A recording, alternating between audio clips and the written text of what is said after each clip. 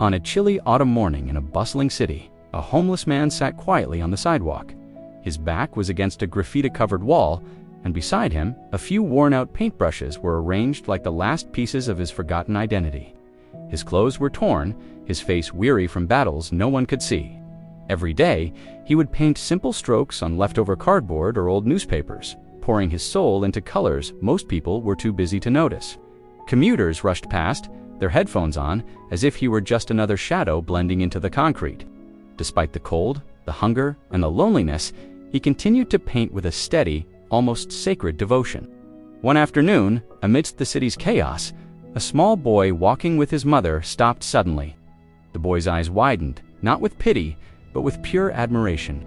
He stared at the canvas of breathtaking sunset, melting into shades of orange and purple. "Mom, look, this painting looks like the ones in the museum," the boy exclaimed, tugging her sleeve. The mother glanced down and froze when she saw the artist's signature. She blinked twice, her mind racing. Then it hit her. She whispered the name aloud in disbelief.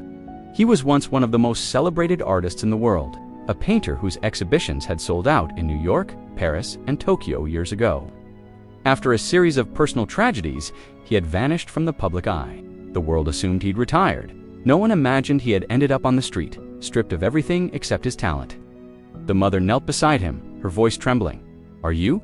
Really him?" The man looked up, his eyes tired but gentle, and gave a faint, almost embarrassed smile. "I used to be," he whispered, but the little boy didn't care about the past or the headlines. He simply said, "Your art is beautiful. Can you teach me?" Those 5 simple words broke through the artist's silence, like sunlight entering a dark room. For the first time in years, he felt seen not as a homeless man, not as a mistake, but as an artist who still had something to give. Word spread quickly. People who once walked past him now stopped to admire his work. Someone posted photos online, and within hours, the story went viral. Art lovers, journalists, and old colleagues began showing up at his sidewalk studio. But the moment that stayed with him was the boy returning with a small sketchbook, eager to learn. The boy didn't care about fame. He only cared about art, passion, and beauty things.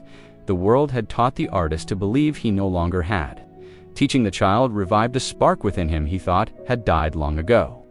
Slowly, with every lesson, every story shared, every brushstroke guided, the artist began rebuilding not just his career, but his sense of self. He wasn't invisible anymore. Within months, a local gallery offered him a new exhibition. He accepted not for fame or money, but because one small boy reminded him that his talent still meant something. At the opening, surrounded by people who once idolized him and people who once ignored him, he invited the boy to cut the ribbon. The audience applauded, cameras flashed, and the city celebrated the return of a legend. But the man's eyes remained on the child, the only person who had truly seen him when he was unseen. In that moment, the artist understood that sometimes it takes just one pure heart, one honest voice, one unexpected kindness to bring someone back from the edges of life. His comeback wasn't just the revival of an artist, it was the rediscovery of hope. Thanks for watching, and if this story touched you, please like and subscribe for more.